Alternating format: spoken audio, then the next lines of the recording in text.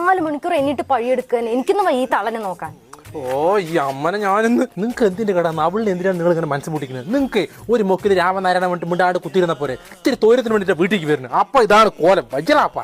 എന്റെ പൊന്നുമകനെ വക്കാണിക്കണടാ, ഞാനൊന്നും കേട്ടില്ല. വായി കസ്തപ്പോ ഇത്തിരി വെറ്റിയും പോലെയും കേട്ടതാണ്. അത് മാത്രമല്ല ഏട്ടാ, ഞാൻ എന്ത് ചോറും കൂട്ട് വെച്ച് അങ്ങനെ കുറ്റം പറയണം. ഞാനൊന്നും പറഞ്ഞടാ മകനെ, കൂട്ടാൻ ആകെങ്കിലും ആകാ പറയണ്ടേ.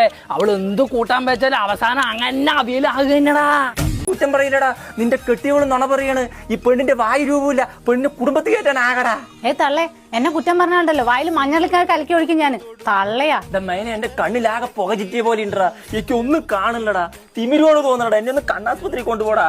ഇവളിനും കൂടെ ഒരു സിനിമയ്ക്ക് പോകണം നേരെ കിട്ടില്ല. അപ്പൊ നിങ്ങളുടെ തിമിര് മിണ്ടാണ്ട് കുത്തിയിരിക്കുന്ന ആളെ പുകയൊക്കെ കാറ്റ് കേട്ട് താനെ മാറും. എല്ലാ ദിവസവും ഇങ്ങനെയൊന്നും അല്ലടാ മകനെ.